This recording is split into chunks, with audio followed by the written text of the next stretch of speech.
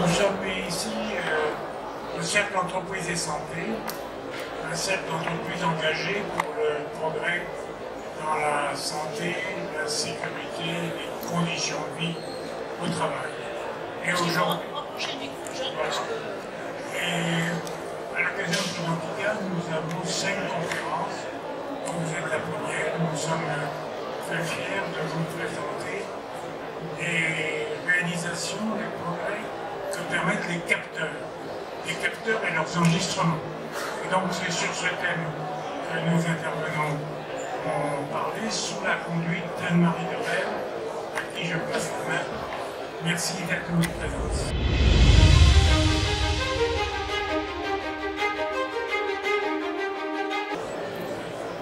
Merci à vous tous et vous avez eu l'honneur et l'avantage d'écouter mon cher président, donc avec qui on a monté ce cercle il y a maintenant une quinzaine d'années. L'objectif est encore une fois de regarder, est-ce que ça marche le son, parce que l'objectif étant de regarder ce que sont justement les impacts et les modes d'intégration des innovations, j'allais dire qu'il s'agisse de hard, qu'il s'agisse d'équipement ou qu'il s'agisse de soft. Donc, par exemple, demain on aura quelque chose sur les data qui est aussi une question essentielle pour les progrès de l'amélioration des conditions de travail, du suivi et de l'anticipation de la pénibilité.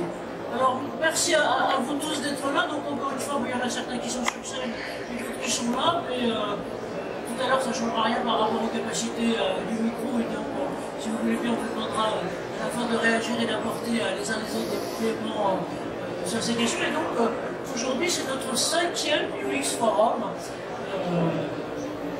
UX Forum, c'est logique utilisateur, et Forum, c'est diversité des regards. En gros, parce qu'il n'y a pas une seule vérité révélée, unique, ni une seule technologie super et par les autres, mais c'est en gros un mix, et c'est comme ça qu'on a conçu ces fameux UX Forum. L'objectif ici, et je crois qu'il doit y en avoir dans la salle un certain nombre d'argonants, je te mets voilà que vous identifiez. Oui, d'accord, donc il faut qu'on se tienne bien quand on ne les pas, ce qui est plus grave. Donc je vais faire très attention. Mais je suis près de la sortie, donc je peux me sauver. Si jamais je ne pèse pas de poids, et bien entendu, nos trois grands témoins sont des ergonomes. La question du PEL, c'est que souvent, et merci à vous, l'ergonomie est assez en avance sur beaucoup de choses, et notamment sur ce qui va nous préoccuper aussi aujourd'hui, qui est l'utilisation intelligente des données qui peuvent être issus notamment des capteurs et sur l'ensemble. Et donc, le choix de ce thème qu'on a fait là, je dirais qu'on a tous été plongés, j'allais dire, depuis janvier, avec la loi sur les retraites et les débats qui ont lieu en l'occurrence, mais qui tous, c'est mieux comme ça, bon alors vous me dites, mais qui tous mis la question de la pénibilité en interrogation, finalement, sur à la fois la durée des carrières,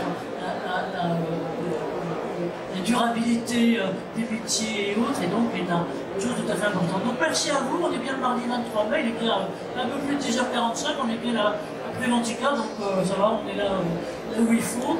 Et merci à nos intervenants. Alors on a un otage masculin pour l'instant sur la table, donc, on va sous la table, sur la scène, pardon, et c'est Lionel, donc Lionel Giovannelli, c'est lui qui ouvrira le bal tout à l'heure sur la question justement de l'utilisation préfigurante de ces capteurs. Alors, on a une vieille solidarité parce que je crois que le premier UX Forum, il y a un certain temps, puisque c'était en 2018, on a commencé par les exosquelettes, et puis on a ouvert sur, j'allais dire, le reste, et notamment ce qui en permet l'évaluation, qui sont les capteurs. Donc Lionel, ça sera, comme tout à l'heure, Lionel est à la fois, il y a plein de choses, il est donc expert innovation opérationnelle et dispositif d'assistance physique.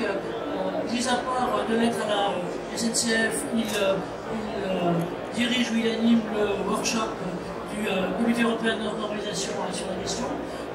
Anime aussi le groupe AFLA, on ne sais plus, et par ailleurs, il y a peut-être des étudiants de groupe associés sur toutes ces questions à l'université Champagnat. Merci Lionel d'être là. Je dirais qu'il vous aussi, vous êtes un quasi canal historique hein, sur les exosquelettes, parce que je crois que, en tout cas, vous avez démarré avant moi, parce que je crois que c'est 2018 ou 2013. 2013, ah oui, oui, alors là, c'est totale préfigurante au sein de Framatome. Donc là aussi, vous êtes à la fois ingénieur et ergonome, c'est ça. Donc nul n'est parfait, vous cumulez, donc c'est bien.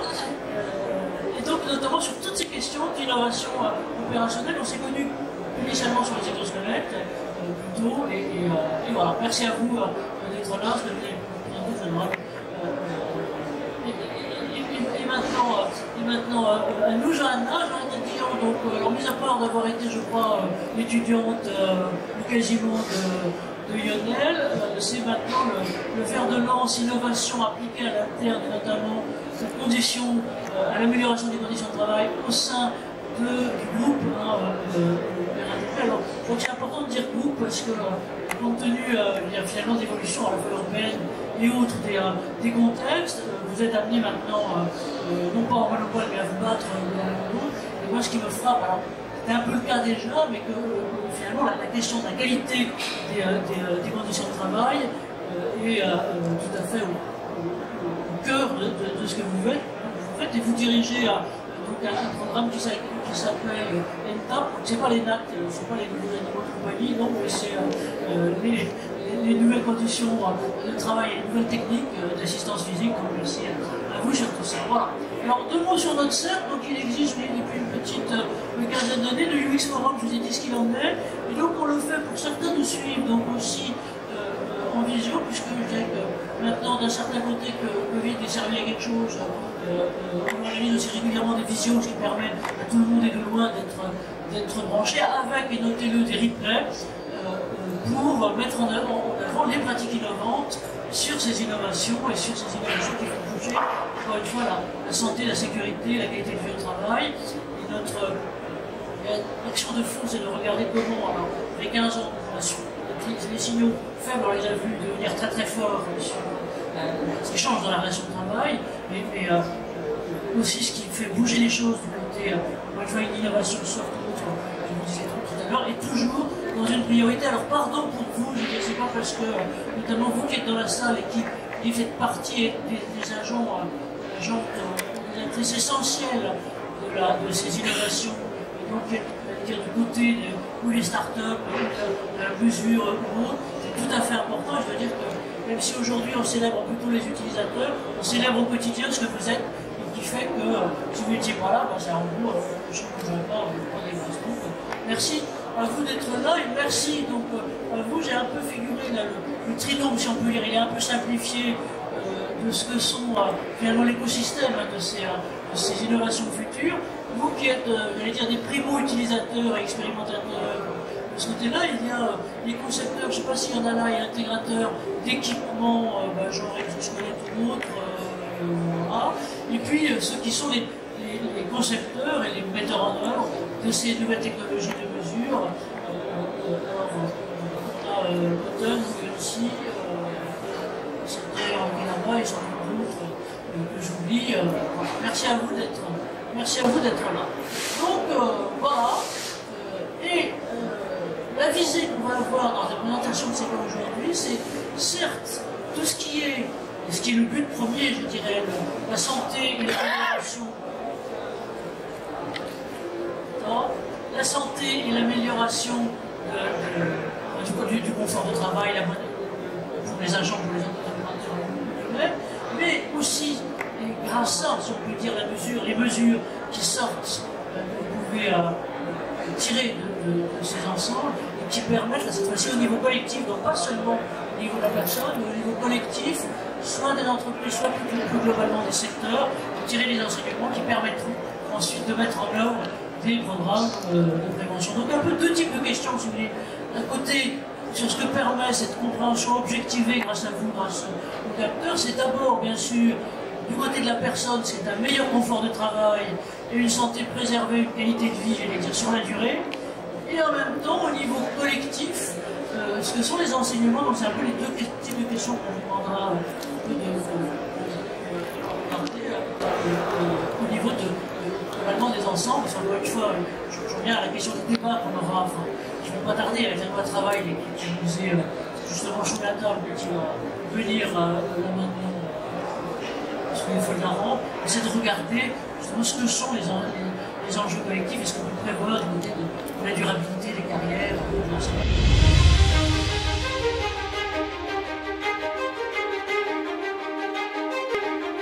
Alors Lionel, si tu veux bien, c'est à toi. Hein, et donc, voilà, notre grand gourou, comme il veut, je te donne la zapette. Je fais une parenthèse pour vous dire que vous aurez le replay, on indiquera sur le site aussi le support. Donc, comme vous avez dû badger et prendre vos trucs, vous aurez.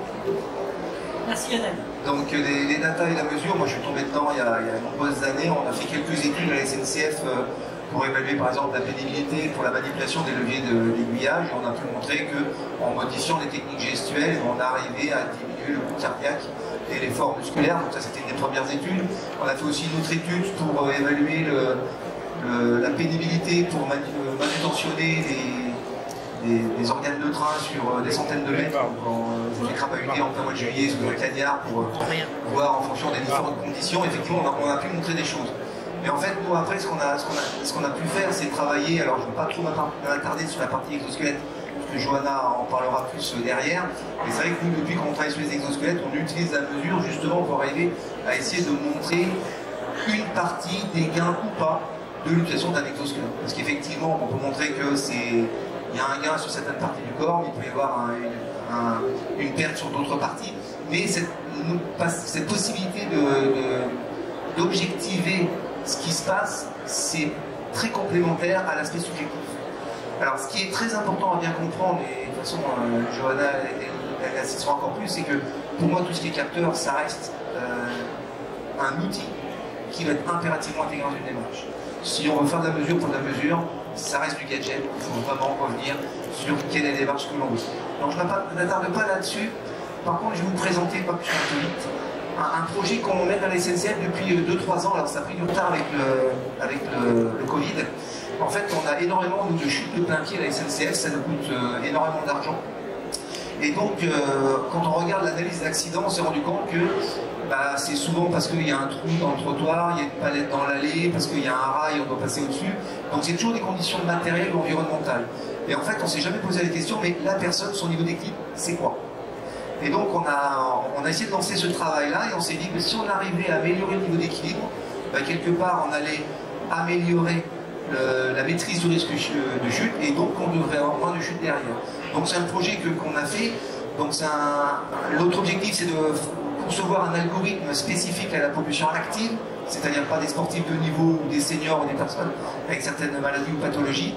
Et donc on fait des mesures avec des capteurs inertiels pour mesurer les mouvements de la colonne vertébrale, des nappes de pression, des semelles connectées, et tout ça, on fait des mesures toutes les semaines pendant 2 mois. L'idée, c'est de trouver une corrélation entre le niveau d'équilibre par rapport à 2 possibilités. Soit on utilise un siège à assise dynamique, c'est-à-dire que l'assise est constamment mobile sur le vérin, soit c'est un simple entraînement physique que l'on fait tous les matins, tous les soirs, peu importe. Et en fait, on se rend compte que grâce à la mesure, on arrive à trouver ces corrélations statistiques et on arrive en 2 mois à faire progresser la personne en termes de niveau d'équilibre. Tout ça parce qu'on retravaille l'aspect proprioceptif. Ça, on est capable, on pourrait le faire d'un point de vue subjectif, mais ça a beaucoup moins de valeur que si on le fait par la mesure. Donc là, effectivement, on associe différentes sources de mesure, des nappes de pression, des semelles, des capteurs inertiels, et on essaie de compiler tout ça par rapport à des tests d'équilibre.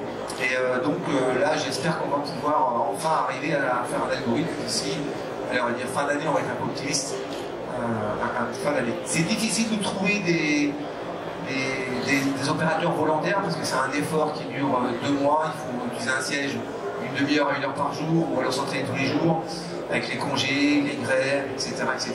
Ça décale, tout est décalé dans le temps. Mais en revanche, on commence à avoir quand même pas mal de data qui sont très intéressantes. Et puis la difficulté qu'on a eu aussi sur ce type de projet, c'est la fiabilité du matériel de mesure. Les capteurs, parfois ça marche, parfois ça marche pas. Il faut essayer de comprendre pourquoi, parce que nous, quand l'agent est équipé, il faut que ça fonctionne, il faut qu'on puisse mesurer. Mais ça, je pense qu'on est tous passés par là. Voilà, moi, je me rappelle, j'avais équipé un agent pour un exosquelette dans un établissement SNCF, j'ai passé 40 minutes à l'équiper et on arrive au niveau du poste, ça captait plus rien, il n'y avait que du métal tout autour, on n'a rien capté, tout était faussé. Bref. Donc c'est des éléments qu'il faut aussi prendre en compte sur la data. Un des avenirs de la data pour moi, c'est qu'est-ce qu'on pourrait avoir comme solution transportable. Là, pour faire tout ce travail que je vous ai présenté très rapidement, on a besoin quelque part d'un ergonome, d'un expert, de quelqu'un qui est capable de comprendre les données, de les traiter, de les interpréter pour pouvoir sortir des bilans. Ça c'est bien, mais moi je suis tout seul. Quand je suis là, je suis pas ailleurs. Voilà, je vois là, vous n'êtes pas nombreux non plus. C'est pas si simple que ça. Donc c'est vrai que rechercher des solutions qui à un moment donné nous permettront d'équiper une personne et puis elle est autonome pour travailler. Les datas après elles sont rebasculées, je ne sais pas où, retraitées, etc. Ça fait partie des solutions d'avenir qui restent pour moi encore à travailler parce qu'il y a des solutions qui existent sur le marché, mais voilà, il faut encore les imaginer encore plus loin. Merci. Il y a deux, trois réactions. Déjà, je vais le dire, et puis peut-être aussi pour compléter sur l'interface que vous faites avec vos opérateurs externes là-dessus. D'abord, première chose, et pardon de le célébrer, alors voilà, comme il n'explique pas, on ne saura pas si c'est les compliments qu'il faut rougir, ou bien si c'est le spot, mais Lionel, moi ce qui m'a frappé, c'était le début quand on a commencé à bosser, c'est qu'au-delà des techs, de la mise en œuvre des techs, encore une fois, que ce soit des équipements très métalliques, comme tu disais, des exosquelettes ou des capteurs, son grand truc qui est, alors de temps en temps je le moque là-dessus, mais c'est le retour à l'humain, c'est-à-dire prendre en compte d'abord la personne. Ce que tu nous dis là-dessus, c'est vraiment important, c'est comment, et c'est tout l'enjeu, j'allais dire, de ce qu'on est là aujourd'hui, c'est comment est-ce qu'on mesure l'humain autrement par le subjectif. Pendant très longtemps, les seules choses, et on continue d'avoir, ce sont des questionnaires de perception, de recevabilité, comment vous sentez, voilà, sachant que les choses sont quelque part aussi conjoncturelles. Donc, comment tu vois ça là, sur cette objectivation qui perd le but de la chose de la data là-dessus? Si je vais être très caricatural, ça reste une caricature à la grosse maille. Le problème, c'est que quand on fait des mesures, on va regarder des angulations, on va regarder des efforts musculaires, on va regarder la fréquence cardiaque, quelques paramètres. Mais en fait, ça, c'est qu'une vision très parcellaire de quelqu'un qui est en train de travailler. Et ce quelqu'un qui est en train de travailler, pour moi, c'est un utilisateur d'un exosquelette, d'un système, peu importe. Moi, mes travaux de recherche, j'essaie de occulter toute cette partie utilisateur, situation de travail, et j'essaie de revenir à l'humain. Qu'est-ce qu'un humain? Comment il fonctionne? Qu'est-ce qu'il est important de mesurer? Moi, je suis ergométricien à l'origine, donc je regarde un peu de biomécanique, de physio, etc. Mais moi, ce qui m'intéresse, c'est voir une personne bouger. En gros, l'angulation au niveau de l'épaule, c'est intéressant, mais c'est un point de détail par rapport à la personne qui bouge dans sa globalité. Et l'intérêt, c'est comment on peut arriver à, en choisissant quelques paramètres en fonction de la personne, de sa situation, et à partir de là, d'avoir une estimation objectivée, suffisamment précise, pour comprendre ce qui se passe et donc apporter des éléments positifs derrière. Merci, c'est d'ailleurs l'une des questions, si je peux me permettre, qu'on vous posera tout à l'heure du côté, j'allais dire, de ceux qui sont les mesureurs, les grands prêtres experts et tels là-dessus, c'est comment justement ils arrivent à équilibrer à la fois cette mesure objective et quelquefois ou un peu froide ou quelquefois qui peut être, ce que tu disais par exemple sur les lectures angulaires, peut être pas complètement dans la plaque, et comment vous prenez ça? Moi je les ai vus évoluer ces quelques années, et je trouve qu'il y a une très très grande évolution. Alors, les questions peut-être, ce sera là tout à l'heure, si je peux te demander de passer la zapette à la télévision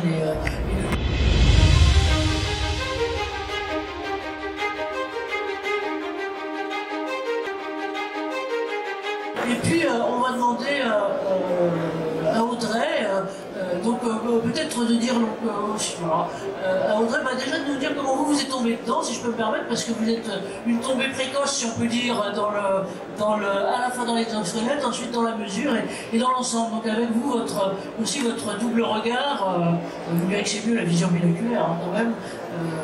Vous êtes ingénieur et ergonome, à vous Audrey. Alors bonjour à tous, donc moi je suis Audrey Castellera, donc je suis ingénieure prévention des risques de métier. Je suis rentrée chez Framatome en 2012 et en 2015 on a une boîte à idées chez Framatome où chaque salarié peut proposer une idée, une innovation sur laquelle il a envie de travailler. Et en 2015, il y a le premier exosquelette qui est sorti, alors là 2014-2015, Et donc on a eu plusieurs idées en même temps sur le fait de tester ces exosquelettes. Et donc on a décidé à l'époque d'acheter 2 exosquelettes, les premiers qui avaient été industrialisés, pour pouvoir les tester. Donc Framatome, juste pour rappel, donc, nous on travaille sur les centrales nucléaires, on fait tout ce qui est installation, maintenance, prévention. Et on a aussi également des usines, notamment celle de Châlons où on a fait nos premiers tests en 2015. Donc à Châlons, on a notamment une usine où on va fabriquer des pièces, on va s'entraîner et se qualifier sur différents métiers. Donc notamment on a une plateforme d'entraînement pour toutes les qualifications et les entraînements des meuleurs et des soudeurs, qui sont un des métiers spécifiques et à fort enjeu dans nos activités. On a une zone de stockage sur tous les conteneurs qui rentrent dans les centrales et qui vont faire l'enjeu de maintenance, de vérification du matériel. Et donc en 2015, on a décidé donc d'acheter 2 exosquelettes et de les tester à Chalon-sur-Saône sur nos activités. À cette époque, c'était un concours de circonstances. On a été les premiers à demander à l'INRS de nous aider à travailler sur ces exosquelettes. Et donc, on a eu la chance d'avoir avec nous les 3 docteurs en physiologie de l'INRS qui sont venus, qui travaillent encore sur ce sujet et qui sont venus à Chalon-sur-Saône pendant une semaine faire toutes les mesures donc, sur le premier exosquelette. Donc les tests, donc on avait une dizaine de volontaires, hein, puisque c'était le tout début des exosquelettes, donc l'effet waouh était vraiment très important. Mais l'idée c'était justement, après l'effet waouh, de se dire, on avait évidemment des questionnaires sur le ressenti, mais déjà de se poser des questions sur l'effet que pouvait avoir l'exosquelette sur le corps des opérateurs. Sachant qu'à l'époque, on était sur presque 9 kilos d'exosquelettes, donc avec des impacts potentiels sur le dos et sur le corps humain globalement. Donc on a fait les premières mesures, donc il y avait des mesures stabilométriques, il y avait des mesures de fréquence cardiaque, il y avait des mesures de mouvement avec donc, des capteurs EMG.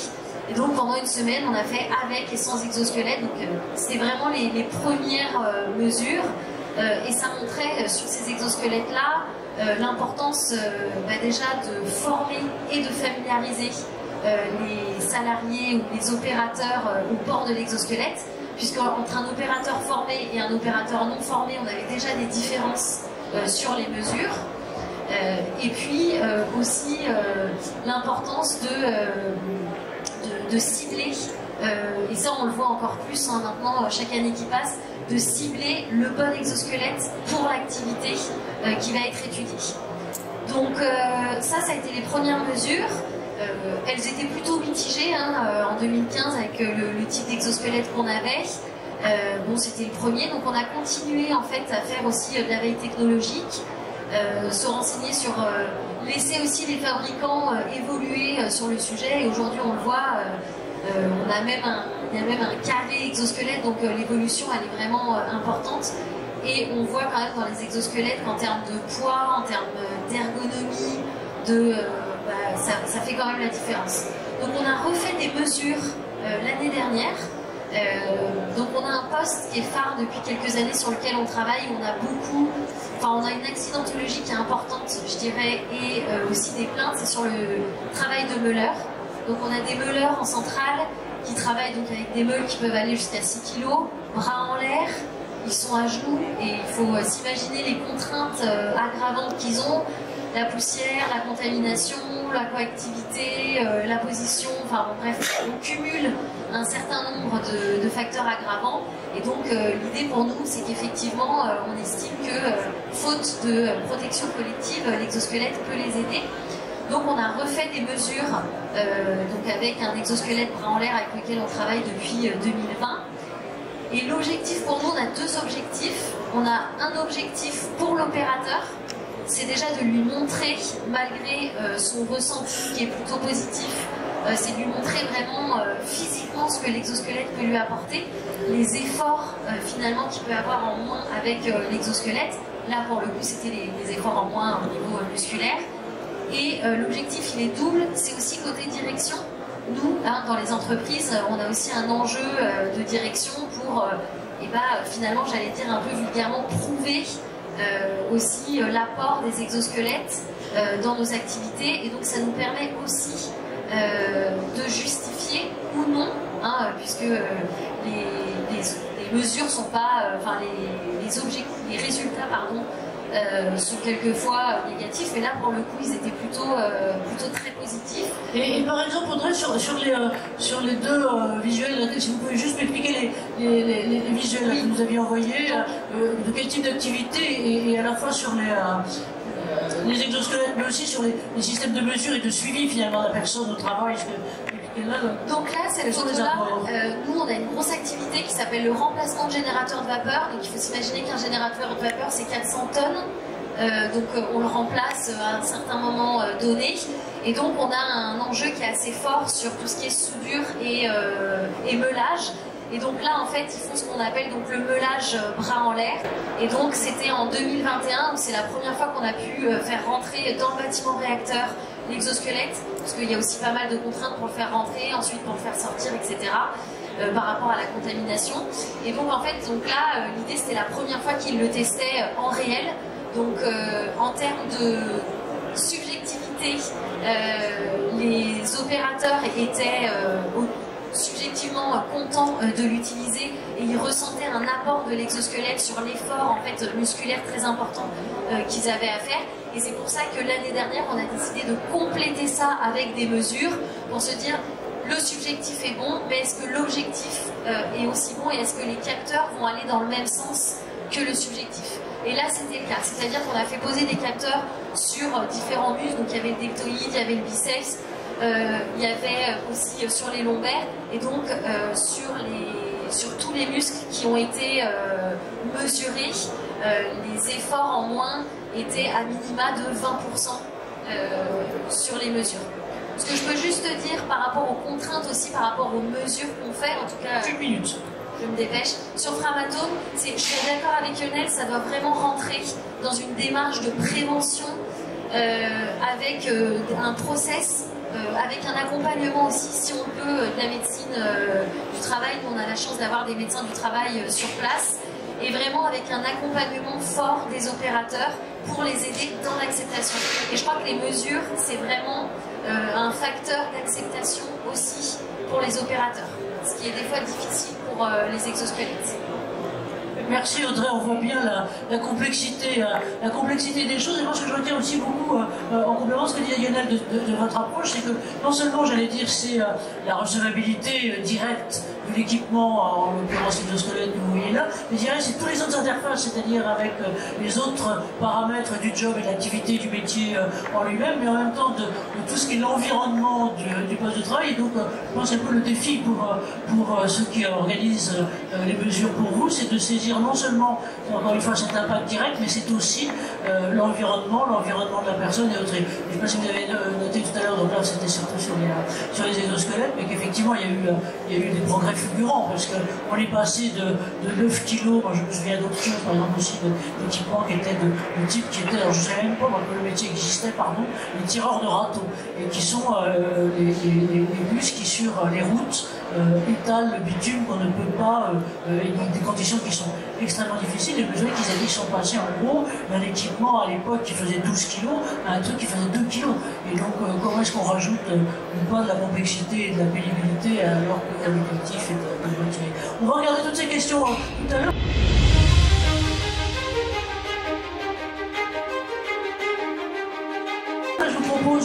Là maintenant, qu'on passe, si je peux me permettre, Johanna, donc à vous. Alors elle, c'est la grande prêtresse de l'innovation et conditions de travail. En gros, on peut dire ça au sein du groupe RATP. Donc vous êtes chef de projet, donc vous êtes ergonome de formation, vous êtes chef de projet donc, sur ce qui est les questions d'innovation, et donc sur tout un programme que vous avez initié, je crois, il n'y a pas très longtemps, sur les nouvelles technologies de l'assistance physique. Alors voilà, c'est à vous, merci. Donc il faut parler quand même, bien appuyer sur le micro, because on a du bruit environnant, selon des conditions de travail, mais quelquefois...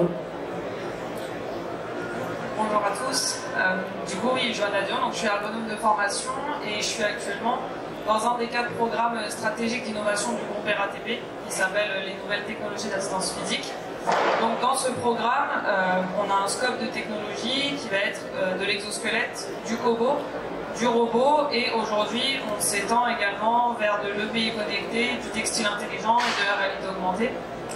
Donc dans le cadre de l'intégration de nos dispositifs, et on va parler notamment de l'exosquelette et des solutions en cobotique, on a une méthodologie qu'on ne cesse d'améliorer aujourd'hui suite aux aléas qu'on peut avoir lorsqu'on les met en œuvre.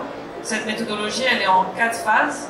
Donc une première phase où on va identifier le besoin, le cas d'usage, périmétrer un petit peu notre expérimentation.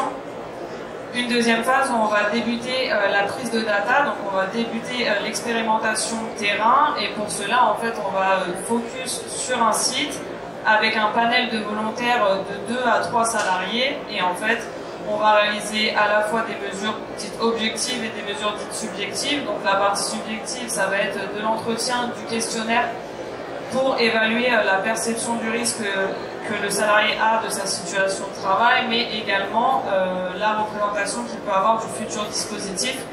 Et ça nous permet à nous de prendre un petit peu la température des salariés sur comment ils perçoivent l'exosquelette, le cobo, et de pouvoir adapter nos éléments de langage dans tout le processus d'intégration du dispositif. Sur la partie objective, on va réaliser des mesures sans le dispositif vraiment brut de la situation de travail à date. Je vais rentrer dans le détail juste après sur la partie vraiment objective. On va avoir un temps de formation que l'on réalise avec le fournisseur directement du dispositif. Ce temps de formation, on comprend vraiment un temps dont le salarié va avoir besoin. Ça peut durer 1 heure, ça peut durer 1 heure et demie, ça peut durer une demi-heure.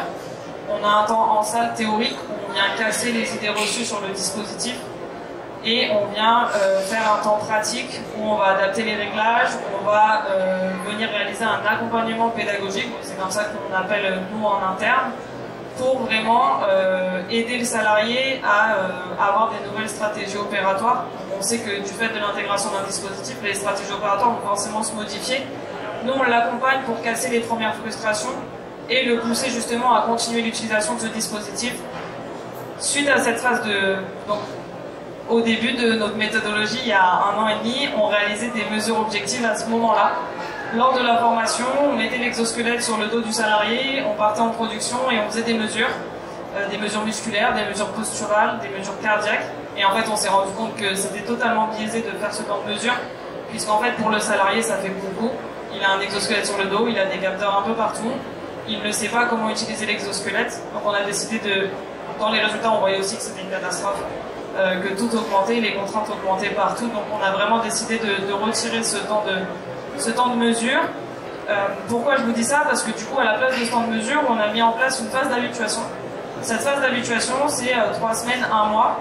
Alors oui, je sais que ça peut paraître court, mais malheureusement, on a des enjeux et des exigences politiques qui font qu'on ne peut pas partir sur 6 mois d'habituation non plus. Nos expérimentations, au total, aujourd'hui, elles durent 1 an, 1 an et demi. C'est déjà énorme d'un point de vue politique.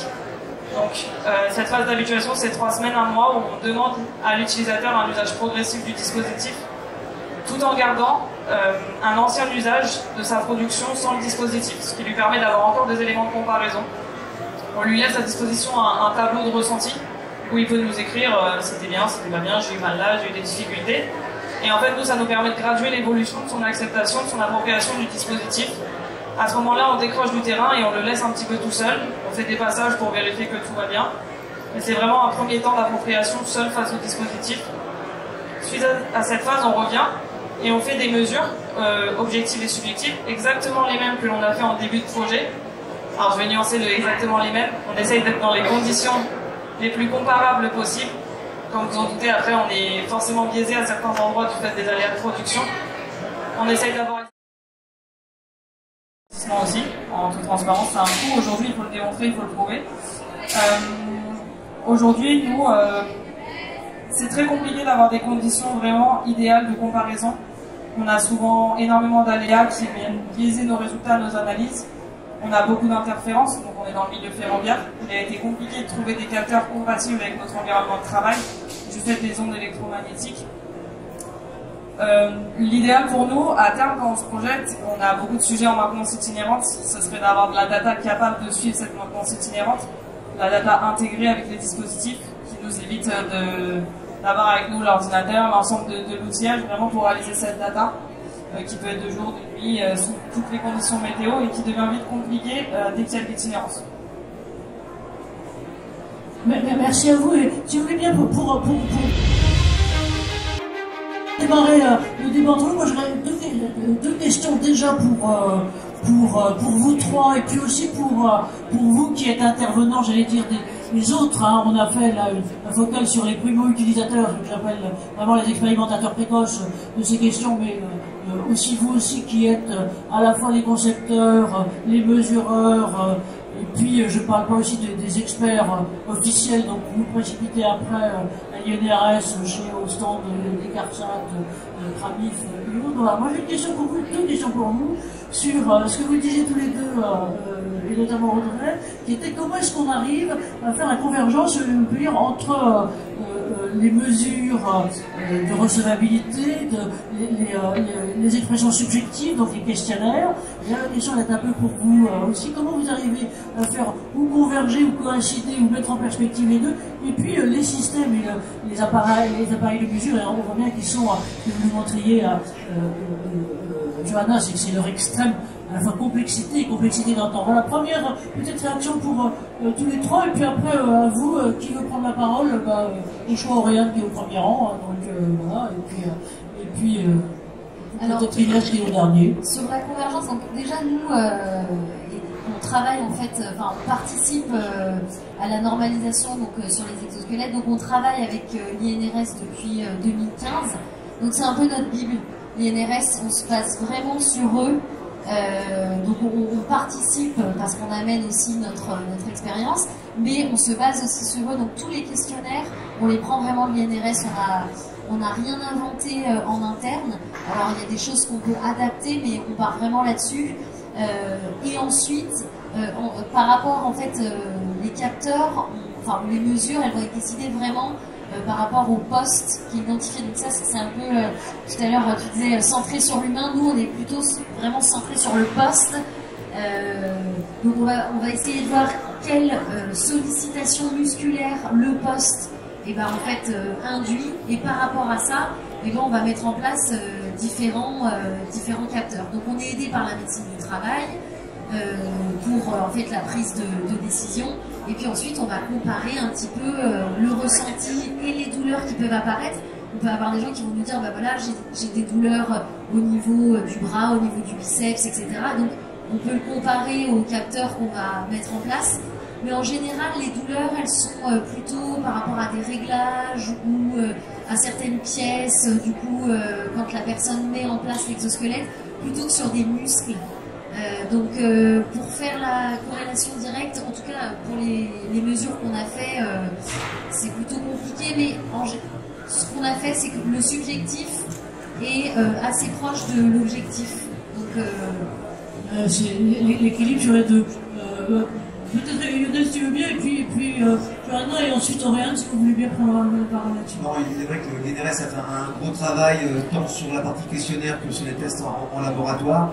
Donc effectivement, les questionnaires, on les utilise. Alors, moi, j'en ai créé d'autres, hein, parce que les questionnaires, il y a une démarche dans les questionnaires. Hein. Il y a les questionnaires non utilisateurs, il y a les questionnaires d'utilisation, les questionnaires de fin d'utilisation, des questionnaires utilisateurs. Donc moi, j'essaie de faire ce travail-là, et quand je demande, quand les gens testent du matériel, je leur demande de le remplir le plus souvent possible, notamment sur l'utilisation, parce que c'est bien de savoir que 2 mois après, c'est mieux, mais ce qui est important, c'est de comprendre l'évolution de pourquoi on est passé d'une pénibilité ressentie à 9 par exemple, et on arrive à 2 à la fin, mais à quel moment il y a eu cette évolution-là? Et le fait de pouvoir croiser ça effectivement avec des mesures, ça peut être intéressant. C'est pas toujours facile effectivement, parce que voilà, il faut trouver quoi mesurer, comment mesurer, où mettre les capteurs. C'est que les exosquelettes, on est toujours embêté pour positionner les capteurs, typiquement pas avec ceux qui font des mécanos de vibration à Moten, mais moi j'ai de l'EMG, les ceintures lombaires par exemple, je ne peux pas mesurer au niveau lombaire l'EMG parce que simplement ça appuie, ça fausse toutes les valeurs. Donc on est obligé de travailler de manière complètement différente. C'est un peu ce que vous soulignez tous les trois, c'est qu'on n'est pas dans le laboratoire. Et donc les conditions du réel Et en plus, ce que vous expliquiez, Johanna, qui étaient les conditions du business, c'est-à-dire que globalement, je dirais, par ces temps de chaleur, la volaille est à l'intérieur, et comme dirait l'autre, c'est pas parce qu'on teste et qu'on met en place des nouveaux systèmes que le travail s'arrête. Et donc ça, c'est vraiment l'une des grandes difficultés, des grandes contraintes. Et donc on revient juste un mot sur ce que vous disiez sur les questionnaires. C'est vrai que l'intérêt d'avoir un questionnaire commun, il faut qu'il soit bien foutu, on est bien d'accord, c'est que on peut, donc on utilise celui de l'INRS ou globalement d'autres, c'est que on peut avoir, j'allais dire, un comparatif par rapport à d'autres secteurs ou d'autres activités, mais en même temps on peut aussi avoir un comparatif dans le temps. En revanche, il faut qu'il soit effectivement excellent. Et si je peux me mettre, le capteur, il est en gros là pour ça. Un mot peut-être à rajouter, Johanna, sur cette question là encore une fois de convergence entre les deux, et en même temps vous rajoutiez, si je peux me permettre, la dimension du temps et de la pression du temps qui était là, et puis à vous la salle après. Typiquement, nous, sur la convergence de la data objective et subjective, il nous est déjà arrivé sur certains projets d'avoir des très bons résultats objectifs et d'avoir des points de vigilance, des points d'attention sur la partie subjective, où on sentait que l'acceptation, l'appropriation du dispositif n'était pas vraiment acquise par nos volontaires. Et du coup, on faisait une démarche arrière dans nos expérimentations, où on faisait une rétroaction pour vraiment comprendre et essayer de faire converger la data subjective et objective dans le même sens. Donc on ne sera pas sur une prise de décision positive si la partie objective, la data objective sera favorable. On regarde vraiment les deux ensemble. Merci à vous. Aurélien, de votre côté, alors depuis que vous avez vu d'un certain côté l'évolution des choses, un peu de questions, comment se passe l'interface avec, je dirais, les terrains de vos clients là-dessus, et comment vous intégrez, j'allais dire, cette difficulté d'avoir à la fois les questions subjectives, de réactions, je dirais, qui sont aussi conjoncturelles, mais qui sont celles de la personne, et la mesure. Vaste question. Alors. Ok. Oui, alors nous, du coup... Si vous êtes célèbrement connu, tout le monde vous connaît peut-être pas nécessairement. Oui, du coup, bonjour à tous. Moi, c'est Oriane, je travaille chez Motel. On a développé du coup des capteurs d'effort musculaire. Du coup, pour répondre un petit peu à cette question de la convergence, c'est vrai, c'est ce que disait Audrey, c'est que généralement, les retours subjectifs vont de pair avec les retours objectifs. En revanche, ça arrive que ce ne soit pas le cas. C'est ce que disait Johanna, du coup. Et dans ces cas-là, il est très important, mais dans tous les cas, de toute façon, de manière générale, d'interpréter les résultats et de vraiment rentrer quelquefois dans les détails pour voir où est-ce qu'il y a une amélioration ou pas, une détérioration de la mise en place d'un nouvel équipement.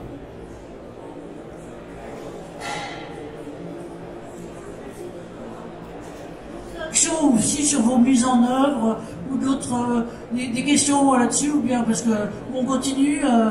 Allez-y, monsieur. Juste si vous voulez dire deux mots sur qui vous êtes et sur ces questions-là, pourquoi peut-être levez-vous parce que c'est sympa que tout le monde vous voit. Voilà. Je suis comme à l'école, mais bonjour. Moi je suis Gabriel Cascada, je suis médecin de travail. Puis j'ai deux questions. La première c'est voilà, au niveau du biais de sélection, je pose la question par rapport à la cohorte que vous étudiez. Est-ce que les collaborateurs, voilà, on tient en compte de la différentes comorbidités, surtout au niveau du système osteomusculaire? Et puis, est-ce que ce sont des études que vous faites à fin de poste ou bien en début de poste? On sait très bien de la littérature que le taux d'accident de travail, c'est surtout à fin de poste. Et puis, deuxième question, voilà, qui était un peu du coup, de l'analyse de coût-bénéfice. Est-ce que vous avez regardé un peu, vous avez fait un benchmarking par rapport à ce que j'ai dans la tête, c'est l'introduction des exosquelettes.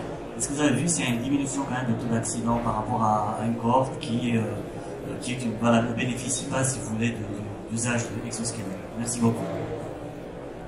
Merci à vous et merci de la question métaphysique de fond et qui en gros à quoi ça sert et quel est le bénéfice ressenti. Alors, qui veut se précipiter sur la question?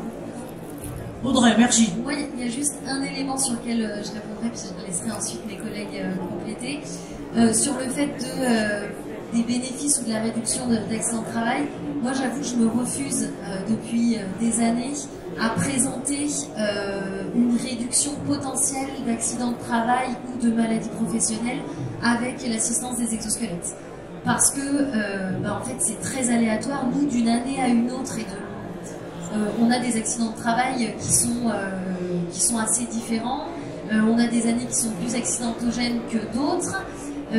Malgré la prévention qu'on met au cœur de nos métiers. Et donc du coup, je trouve que c'est très risqué en tout cas, moi je le ferai pas. Je sais qu'on aimerait bien, notre direction aimerait qu'on puisse présenter des chiffres, mais je trouve que c'est trop risqué de le faire parce que déjà le zéro accident, il est très difficile à avoir et que l'exosquelette peut, pour le coup, soit provoquer d'autres risques, on ne sait pas, sur un poste de travail, si on va l'utiliser. En tout cas, moi, je me risque pas du coup à le faire. Voilà, donc la réponse à la fois de la prudence du serpent, comme bien entendu, mais en même temps du réalisme, et puis aussi il y a une question du recul. Lionel, oui, si tu veux, merci. Pour compléter un peu ce qu'a dit Audrey, c'est très compliqué d'avoir le ROI, alors au sens très large de ces nouvelles technologies, pas simplement exosquelette, parce que globalement, je supprime un poste, je mets un robot à la place, le robot produit plus, le ROI c'est très facile à calculer. Maintenant, c'est pas parce qu'on a un exosquelette qu'on va remplacer plus de semelles de frein ou qu'on va plus travailler, faire moins d'efforts, etc. Donc ça, c'est un sujet qui est très compliqué. Nous, on va commencer à s'y atteler, j'espère, à la rentrée, pour comment on peut arriver à estimer un retour sur investissement qui ne sera pas que financier par rapport à l'intégration de nouvelles technologies. Mais c'est très compliqué et c'est un sujet qu'on va lancer au niveau recherche parce que en fait, on n'a pas de... C'est difficile. Il faut trouver des bons critères, il faut trouver qu'est-ce qu'on investit, qu'est-ce qu'on met dedans, etc. C'est pas si simple que ça. Merci de préciser. Johanna, je vous sens piaffé devant le micro. Non, pour la question sur la comorbidité, nous dans le panel de volontaires, nos volontaires passent en visite médicale de non-contre-indication au port de l'exosquelette. Pourquoi on fait ça? Déjà pour intégrer la médecine du travail avec nous dans le projet et également pour pouvoir comparer des agents entre eux. Donc on vérifie qu'il n'y ait pas de biais avec déjà des pathologies existantes. On vérifie qu'on ne va pas créer de risque pour un volontaire à apporter le dispositif, typiquement avec des exosquelettes pour la zone lombaire. S'il y a déjà des lombalgies, nous on va éviter. Sur la partie test d'exosquelette avec des salariés ayant déjà des pathologies, on laissera ça à la médecine du travail puisque ce n'est plus dans notre corps de compétences côté ergonomie après. Merci. D'autres questions intervention, merci.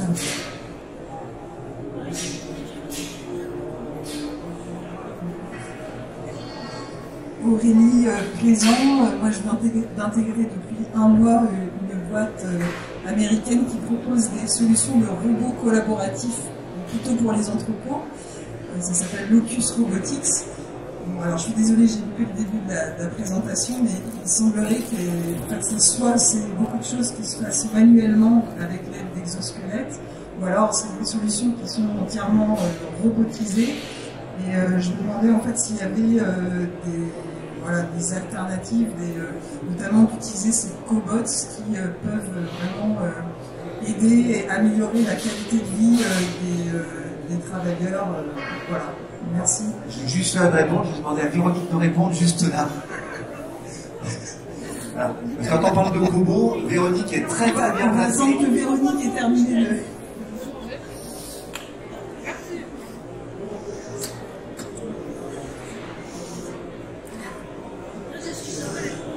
Ouais, et puis on se la grande délire.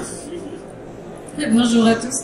Donc oui, Véronique Touchard, donc ergonome industrielle, donc ancienne SNCF, maintenant chez Daher. Donc on avait travaillé sur la cobotique effectivement avec Lionel. Par contre, on est spécialisé sur la cobotique pour aider au ponçage. Par contre, donc, je sais pas trop si c'est le même domaine. Par contre, le côté logistique va m'intéresser maintenant dans mon nouveau poste. Donc oui, nous l'intégration, elle était le même schéma pour les exosquelettes, beaucoup de mesures, beaucoup de prévention, beaucoup d'explications, beaucoup d'accompagnement, parce que même si on soulage l'opérateur, il y a toujours le questionnement, est-ce qu'on va me remplacer, est-ce que je dois travailler plus, et aussi la découverte de cette technologie qui était nouvelle à l'époque et on ne savait pas trop où effectivement ça allait nous emmener. Donc quelques années après, donc il y a 6 mois encore en tout cas, ça a été encore très utilisé au niveau des peintres, parce qu'on avait soulagé tout ce qui était monde supérieur, et donc l'application de la force et des vibrations. Et juste pour compléter ce que dit Véronique, c'est qu'à un moment donné, cette notion d'accompagnement des nouvelles technologies est hyper importante. Il suffit qu'il y ait quelqu'un qui change dans une équipe, typiquement un référent exosquelette dans une équipe qui change d'équipe, il n'y a plus personne pour animer, pour être présent, ça part en queue de boudin. Il suffit qu'il y ait un DPX, donc un hiérarchique premier niveau à la SNCF, qui change de l'équipe et lui, le nouveau arrive, dit le corbeau ça sert à rien, ça s'arrête. Donc voilà, il y a cette notion d'accompagnement qui est hyper importante tout au long du projet d'intégration de ces nouvelles technologies.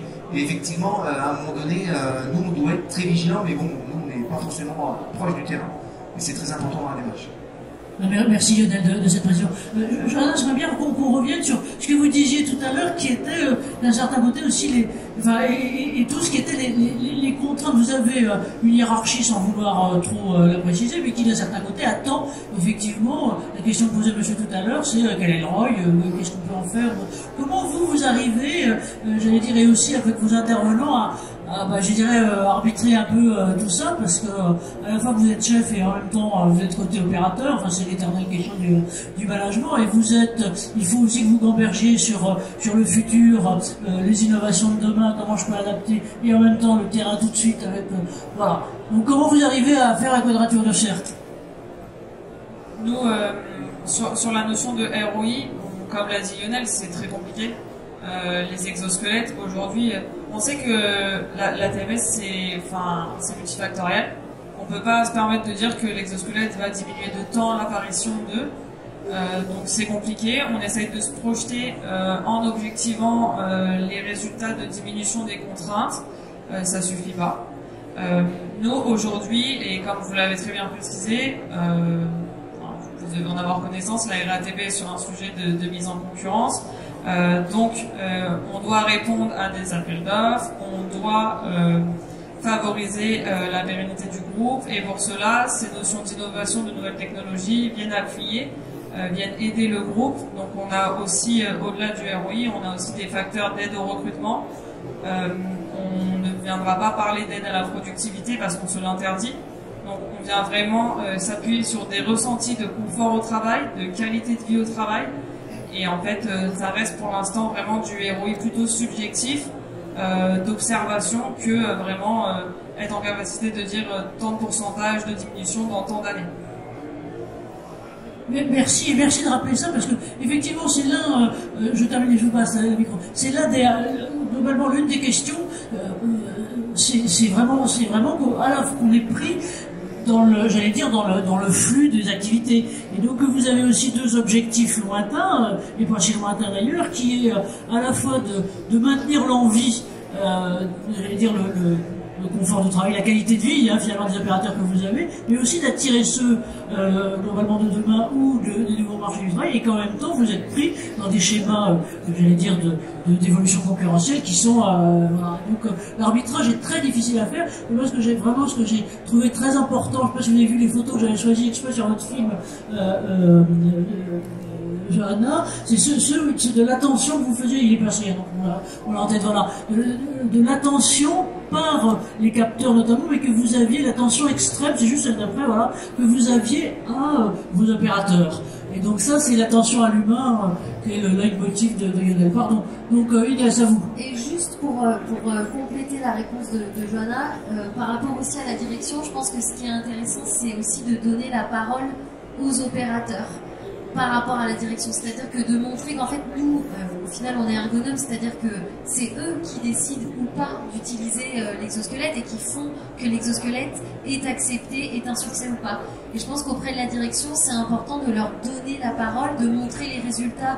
Nous, on montre aussi les résultats des questionnaires de subjectivité pour dire, bah voilà, sur les 10 testés, il y en a 8 qui voudraient l'utiliser. Donc même si c'est pas simple, mais ça montre quand même, c'est l'opérateur qui va décider de ce succès. Les vraies personnes. Inès. Bonjour, je suis Inès, Société Soter Analytics. Oui, Inès, Société Soter Analytics. Comme vous pouvez voir, je ne suis pas français, comme ça, désolé. Mais je veux juste commenter un petit peu sur cette retour d'investissement. Parce que nous, on a beaucoup de questions et aussi beaucoup de pressions. Comme nous proposons des outils comment calculer cette retour d'investissement. Et comme on est déjà une entreprise qui est en Amérique, ils sont vraiment très stricts et très clairs. Combien de mois, par exemple, mouvement de risque, ils voulaient directement en fait calculer cette retour sur investissement. Et maintenant, je travaille en France un peu presque plus qu'un an. Et on a cette pression de notre entreprise, il faut que vous calculez un retour sur investissement parce qu'il faut aller sur top management pour avoir de l'argent. Et pour être honnête, en France, comme on travaille vraiment avec différents secteurs, différentes entreprises, différentes organisations d'entreprises, on n'a pas encore vraiment aussi réussi de calculer cette retour sur investissement. Et on a essayé avec combien de mouvements de risque mois, combien de mois de temps, de facteurs externes. On est calculé presque, mais pas 100%. Comme ça, s'il y a quelqu'un qui travaille sur le projet, on pouvait collaborer, on pouvait vous donner notre expérience. Et voilà. Merci Inès de prendre la parole malgré la langue. En tout cas, précipitez-vous tout à l'heure, vous avez tout un coin avec Loose Connect et capteur qui est là. Là, je suis en train de me faire coincer par derrière. Un mot, Mathieu, vous sur ce que vous faites, parce que c'était une autre approche, encore une fois, c'est non invasive, puisqu'elle n'est pas sur le corps, mais par vidéo. Donc, bonjour à tous, Mathieu de Buvati. Donc, aussi, on propose une solution d'aide à la prévention pour les TMS qui est plutôt basée sur une vision par ordinateur. Et comme tous les débats qui ont été dits aujourd'hui, c'est difficile de rechercher aussi le ROI. On est souvent questionné sur ce sujet-là. Mais comme ça a été dit, les outils qu'on propose, c'est vraiment une aide à la décision, une boîte à outils pour les ergonomes. Et on ne peut pas se passer non plus des côtés subjectifs, des analyses subjectives qu'on peut avoir. Certes, l'opérateur, c'est une personne qui bouge, mais c'est aussi une tête pensante. Et il faut bien analyser le travail et rechercher l'ensemble des facteurs de risque qu'il peut y avoir pour faire, on va dire, l'étude la plus complète et la plus précise possible.